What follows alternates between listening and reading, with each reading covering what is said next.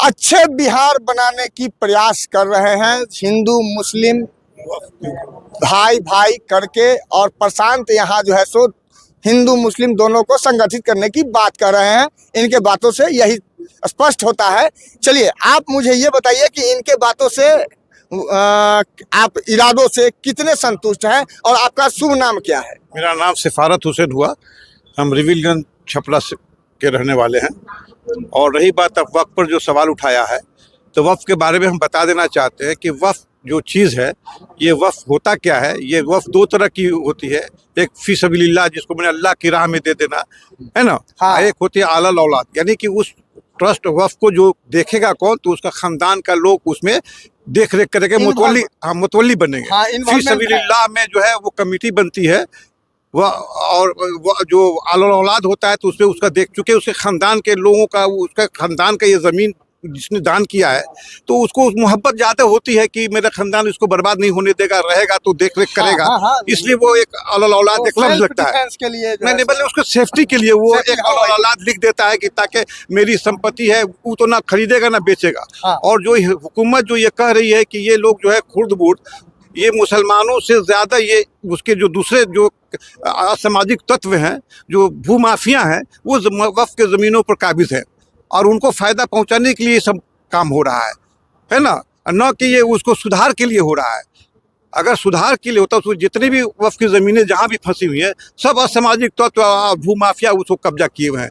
और वक्फ के जो ये जो अमेंडमेंट भी हुआ, जो 95 एक्ट वगैरह बना, ये उसी उससे बचाव के लिए बना। और ये चीज, और जो अमित शाह वगैरह जो ये एक ट्रिब्यूनल की बात करते हैं, ये सरासर गलत बोलते हैं। ट्रिब्यूनल तो उन्हीं की जज होते हैं, उसमें कोई पब्लिक नहीं होता या ना मुसलमान का कोई आदमी होता है। हाँ। वो जज होते हैं और उनकी जजमेंट के बाद फिर उनको हाई कोर्ट में जाने का राइट होता है, वो अपने अपील कर सकते हैं। कैसे वो कहते हैं अमित शाह, उन्होंने स्टेटमेंट देते हैं कि ये किसी को राइट नहीं है। आप लोग कैसे कहते हैं? सुनिए सुनिए सुनिए सुनिए, अभी हमने देखा है वीडियो में कि दिल्ली में वक्फ बोर्ड का समर्थन करने के लिए गुलाब का फूल लेकर के मुस्लिम भाई खड़े हैं। अरे वो सब दलाल है, वो सब पैसे पर आए हुए हैं। जैसे बुर्का पहन के औरतों को ला के दिया जाता है, वो मुसलमान है कि नहीं।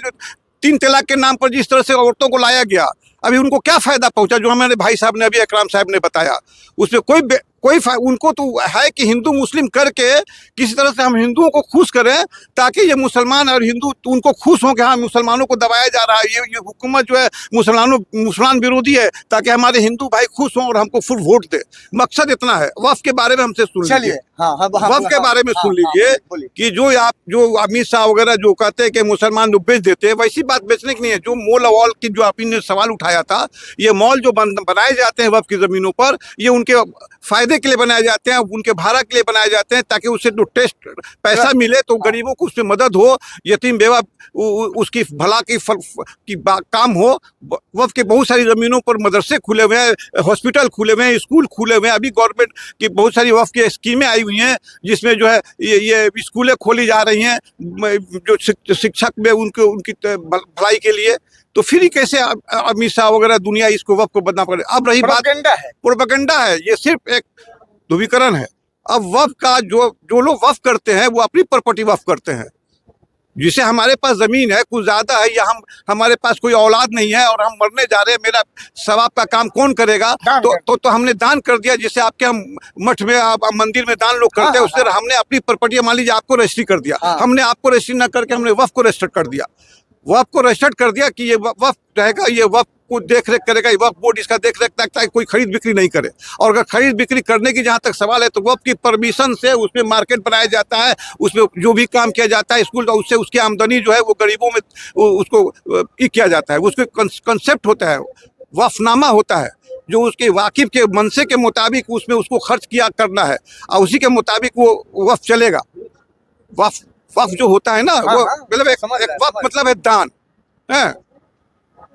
वक्फ एक उर्दू शब्द है दान का। जी चलिए, वक्फ का काम तो अच्छा, अब ये हो गया। अब रही बात कि आप जो कह रहे हैं कि ये जो है हिंदू लाएंगे ये लाएंगे, तो हमारे कमेटी में लड़ाई करेंगे। एक कमेटी बनती है जिसमें 2 मनसा के लोग हो जाते हैं, वो कमेटी नहीं चल पाती है, वो काम नहीं हो पाता है। कोई आदमी, उसका सेक्रेटरी, उसका प्रेसिडेंट कुछ काम नहीं कर पाता है। उसी तरह ये लड़ाना चाहते हैं, और ये लड़ाना जानते हैं, लड़ाना चाह रहे हैं कि ताकि इसमें कोई काम नहीं होगा। डीएम को देने का राइट है। उनका 3-4 पॉइंट जो है यही सबसे गलत पॉइंट है कि डीएम को वो बनाए, डीएम का वो हटावे पावर। ये दो हिंदू जो इसमें लाने का बात कर रहे हैं, जब मुसलमान का है जो है हमारे बौद्ध धर्म में जो मतलब उन लोगों का है मठ का मामला है, ये जिसका हम उनको मंदिर में जाके कहें कि हमारे कमेटी में आप अपना रख के बनावे ना पूरा इंडिया का पूरा ये कानून बनावे कि उनके में हमारे भी आदमी रहेंगे, हमारे में उनके भी आदमी रहेंगे, सब एक बराबर रहेंगे और सबकी मंशा की बात मानी जाएगी, तब ना होगा। लेकिन आप सिर्फ मुसलमानों में क्यों डालना चाह रहे हैं बात को? आप हिंदुओं का जो ट्रस्ट का जमीन है उसमें भी जो है सो आप उसके यूनिटी कमेटी में जो है सो आपका हिस्सेदारी हो, भागीदारी हो। हमारी भागीदारी आप उनको दे रहे हैं तो उनकी भागीदारी में हमको भी भागीदारी देना दीजिए। तो ये कहीं नहीं वो ऐसा काम कर रहे हैं, ये तो हो नहीं रहा है। और हम जब वक्फ करते हैं तो हमारे वक्त में यही गरीब गुरबा को ही मदद करने के लिए वक्फ किया जाता है ताकि उसको सवाब पहुंचे, है ना। ये तो हम कहाँ कर रहे हैं कि ये पैसा का या हम बेच के खाने वाला काम है। वफ़ का जहाँ तक सवाल है, जिसने वफ़ किया वो 200 बरस पहले वफ़ किया, तो 200 बरस में उस पर कहीं कब्रस्तान बना दिया के लिए ज़मीन दे दिया, कभी किसी मदरसे के लिए ज़मीन दे दिया, कहीं किसी के बुजुर्ग के कब्र है तो वहाँ पर वो जो है उसको खानका बना दिया गया। तो अब उसकी ज़मीन की खानका की ज़मीनें जो है उसकी आमदनी के लिए जो उसको किया गया, उसको ट्रस्ट वफ़ बोर्ड में उसको रजिस्टर्ड करा दिया गया। इबादतगाह कहाँ है? वक्फ में ही है। मस्जिद को जो ट्रस्ट में जो वक्त में जो मस्जिदों को वक्फ किया जाता है उसमें नमाज पढ़ा, उसे मुसल्लिन जो है नमाजी जो है उनको नमाज के लिए, अजान के लिए, इमाम के लिए खर्चा हो, मस्जिद को बनाने के खर्च हो, उसकी आमदनी से उसको चंदा निकल लेना पड़े। वो गांव जवार में गरीब गुरबा है, चंदा दे पाएंगे कि नहीं पाएंगे, इनको इसलिए वक्फ कर दिया कि भाई इसके आमदनी से वो मस्जिद का देख रेख होगा, ये इसकी मुरम्मती होगी, कब्रस्तान है तो उसको देख रेख होगा, उसमें इसकी आमदनी से होगी। और आप जो है दूसरी एक कंसेप्ट है वक्फ में कि जो है ये जो वक्फ रजिस्टर्ड नहीं है ना। हाँ। वक्फ रजिस्टर्ड नहीं है तो जो 200 बरस से कब्रस्तान है उसमें मुर्दे गरार दफन किए जा रहे हैं। अब आज कहिएगा कि नहीं अब इसको हम वक्फ नहीं मानेंगे। आप रजिस्टर्ड, उसने किसी ने दान कर दिया, किसी ने रजिस्टर कर दिया कि हमारी जमीन जो है ये हमारी, इसमें मुर्दे गराएंगे, दफन किए जाएंगे, और वो वक्त में रजिस्टर नहीं तो आप उसको कब्रस्तान नहीं मानिएगा। हमारी जमीन आपको हमने रजिस्ट्री कर दिया तो आपकी जमीन हो गई ना जी। हाँ, अब आपकी जमीन मानी जाती है तो हमने जो है कब्रस्तान को वक्फ कर दिया और रजिस्टर कर दिया काम के लिए, तो वो कब्रस्तान नहीं माना जाएगा? नहीं माना जाना चाहिए। फिर आप कहिए कि नहीं वो हमारी सरकारी जमीन हो गई, अब ये रजिस्टर्ड नहीं है। एक जगह कहते हैं कि नहीं रजिस्टर्ड होगा, एक जगह कहते हैं कि अब जो रजिस्टर्ड नहीं है उसको रजिस्टर्ड नहीं माना जाएगा। आप कहते हैं कि इसे कानून जो है मैं इनके यहाँ ट्रिब्यूनल है, इनके यहाँ कोर्ट में जाने का राइट नहीं है, जबकि आपके ट्रिब्यूनल के बाद हाई कोर्ट में उसमें राइट है ट्रिब्यूनल में आपका अपील करने का। फिर कहाँ से आप इस झूठ का पिलंडम जिसको जानकारी नहीं उसको भरमाते हैं? तो जैसे आज बिल पास हो गया तो लड़ाई आपकी निरंतर चलती रहेगी या लड़ाई यहाँ खत्म हो रही है? बिल पास हो गया, हाँ, हम बिल पास होने ही नहीं देंगे।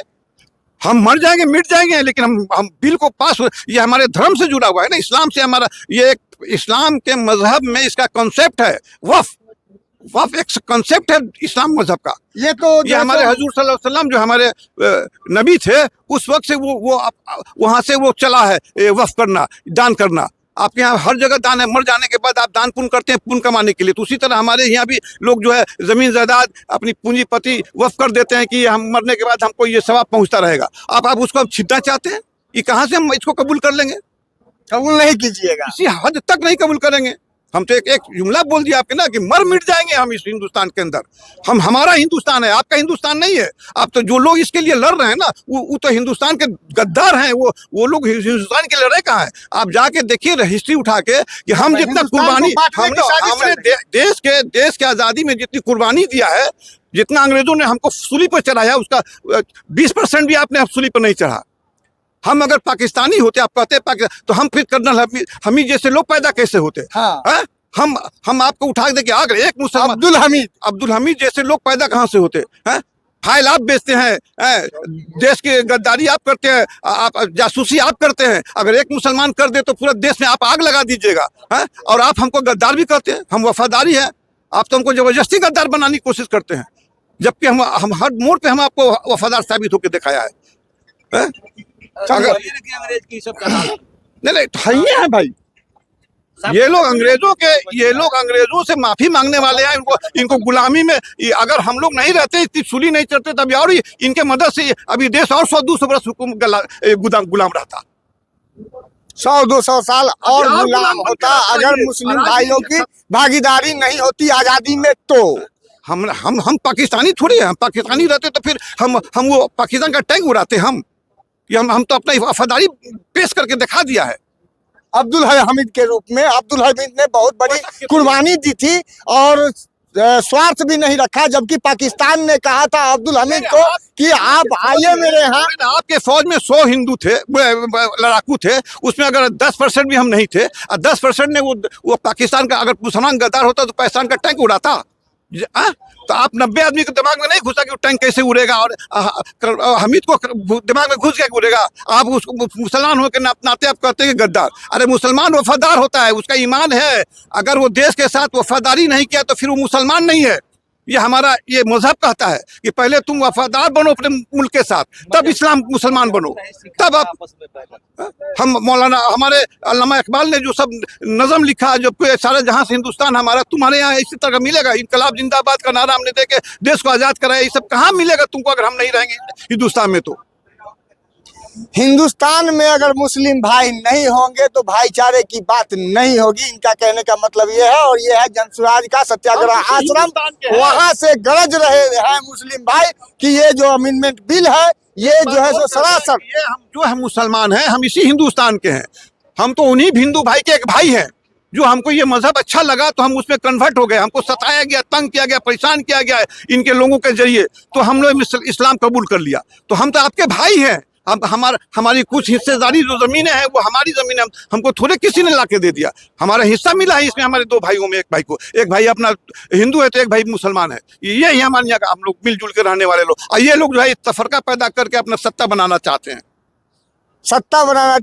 और हिंदू मुस्लिम भाई भाई का नारा लग रहा है। और यहाँ इनके बातों से यही स्पष्ट होता है कि ये जो है सो सरकार ध्रुवीकरण की राजनीति कर रही है, जात पात को बांटने की राजनीति कर रही है, इसमें और कुछ नहीं है।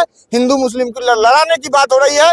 धन्यवाद। जहां तक जायज जहां तक न जायज आप हमारे कमेंट सेक्शन में लिख करके भेज दीजिए। धन्यवाद।